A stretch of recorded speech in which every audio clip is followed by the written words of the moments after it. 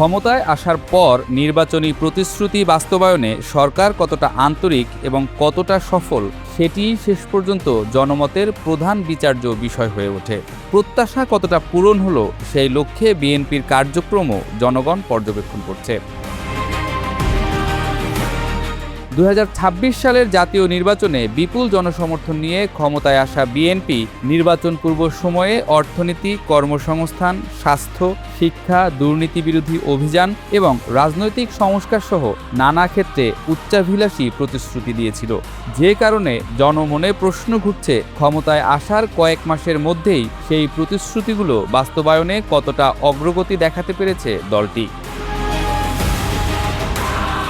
ক্ষমতায় আসার পর থেকেই বিএনপি সরকার সবচেয়ে বেশি গুরুত্ব দিয়েছে অর্থনৈতিক চাপ মোকাবিলার বিষয়টিকে, যাকে অত্যন্ত দূরদর্শী সিদ্ধান্ত বলে মনে করছেন বিশেষজ্ঞরা। নির্বাচনকালীন সময়ে নিত্যপণ্যের মূল্যবৃদ্ধি এবং জীবনযাত্রার ব্যয় ছিল জনগণের অন্যতম প্রধান উদ্বেগ। সে কারণেই নতুন সরকার দায়িত্ব নেয়ার পরপরেই বাজার নিয়ন্ত্রণ, খাদ্যপণ্যের সরবরাহ নিশ্চিত করা এবং মূল্যস্ফীতি কমানোর উদ্যোগ গ্রহণ করে।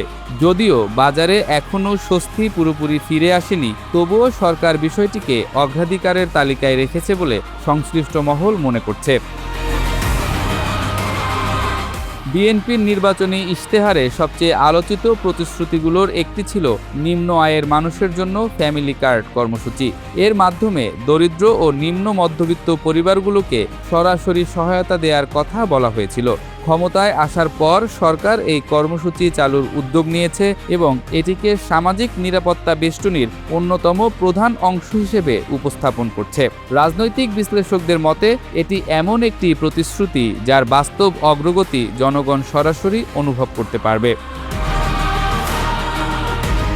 দুর্নীতির বিরুদ্ধে কঠোর অবস্থানও ছিল বিএনপির অন্যতম নির্বাচনী অঙ্গীকার। দীর্ঘদিন ধরে প্রশাসনিক দুর্নীতি এবং প্রভাবশালী গোষ্ঠীর দৌরাত্ম্য নিয়ে জনমনে অসন্তোষ ছিল। সেই বাস্তবতায় সরকার জিরো টলারেন্স নীতির কথা পুনর্ব্যক্ত করেছে। যদিও দুর্নীতি দমনে দৃশ্যমান ও দীর্ঘস্থায়ী ফলাফল দেখতে সময় লাগবে, তবুও রাজনৈতিক বার্তার দিক থেকে সরকার এ বিষয়টিকে গুরুত্ব দিয়েছে বলেই প্রতীয়মান হচ্ছে। তবে বড় চ্যালেঞ্জগুলোর একটি হচ্ছে কর্মসংস্থান সৃষ্টি।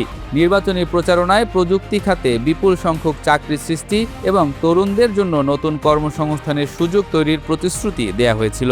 যদিও এই ধরনের প্রতিশ্রুতির বাস্তব ফলাফল রাতারাতি অর্জন করা সম্ভব নয়। নতুন বিনিয়োগ, শিল্প সম্প্রসারণ এবং অর্থনৈতিক প্রবৃদ্ধির ধারাবাহিকতা ছাড়া বড় পরিসরে কর্মসংস্থান সৃষ্টি কঠিন। ফলে এক্ষেত্রে সরকারের অগ্রগতি মূল্যায়নের জন্য আরও সময় প্রয়োজন। একই চিত্র দেখা যাচ্ছে স্বাস্থ্য ও শিক্ষা খাতেও। স্বাস্থ্যসেবার সম্প্রসারণ, নতুন স্বাস্থ্যকর্মী নিয়োগ এবং সরকারি সেবার মান উন্নয়নের কথা বলা হলেও এসব উদ্যোগ এখনও প্রাথমিক পর্যায়ে রয়েছে। শিক্ষা খাতেও কাঙ্ক্ষিত সংস্কারের রূপরেখা নিয়ে আলোচনা চলছে, তবে বাস্তব পরিবর্তন এখনও দৃশ্যমান নয়। রাজনৈতিক সংস্কারের ক্ষেত্রেও বিএনপি বড় ধরনের প্রত্যাশা তৈরি করেছিল। সংসদীয় কাঠামো, বিচার বিভাগের স্বাধীনতা, ক্ষমতার ভারসাম্য এবং রাষ্ট্র পরিচালনার বিভিন্ন ক্ষেত্রে সংস্কারের প্রতিশ্রুতি ছিল তাদের রাজনৈতিক বার্তার কেন্দ্রবিন্দুতে। কিন্তু এসব সংস্কার বাস্তবায়নের জন্য শুধু রাজনৈতিক সদিচ্ছাই যথেষ্ট নয়, প্রয়োজন বিস্তৃত ঐক্যমত এবং দীর্ঘমেয়াদী প্রক্রিয়া। ফলে এই খাতে অগ্রগতি তুলনামূলকভাবে ধীরগতির হওয়াই স্বাভাবিক। এদিকে বিএনপির সামনে আরেকটি বড় বাস্তবতা হলো জনগণের উচ্চ প্রত্যাশা। দীর্ঘ রাজনৈতিক অস্থিরতার পর অনুষ্ঠিত নির্বাচনে জনগণ শুধু সরকার পরিবর্তন নয়, শাসন ব্যবস্থার দৃশ্যমান পরিবর্তনও প্রত্যাশা করেছিল। তাই সরকারকে একই সঙ্গে অর্থনৈতিক সংকট মোকাবিলা, কর্মসংস্থান সৃষ্টি, প্রশাসনিক সংস্কার এবং রাজনৈতিক স্থিতিশীলতা নিশ্চিত করার কঠিন চ্যালেঞ্জের মুখোমুখি হতে হচ্ছে।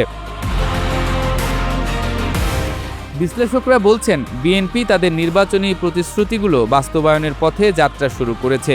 কিছু ক্ষেত্রে দৃশ্যমান উদ্যোগ দেখা যাচ্ছে, কিছু ক্ষেত্রে নীতিগত সিদ্ধান্ত নেওয়া হয়েছে, আবার কিছু গুরুত্বপূর্ণ প্রতিশ্রুতি এখনও পরিকল্পনা ও প্রস্তুতির পর্যায়ে রয়েছে। ফলে এই মুহূর্তে বিএনপিকে পুরোপুরি সফল কিংবা ব্যর্থ কোনো একক রায়ে মূল্যায়ন করা কঠিন। তবে একটি বিষয়ে স্পষ্ট, জনগণ এখন আর কেবল প্রতিশ্রুতি শুনতে চায় না, তারা ফলাফল দেখতে চায়। আর সেই ফলাফল কত দ্রুত এবং কতটা কার্যকরভাবে জনগণের কাছে পৌঁছায়, সেটি আগামী দিনে বিএনপি সরকারের সবচেয়ে বড় রাজনৈতিক পরীক্ষা হয়ে উঠতে পারে।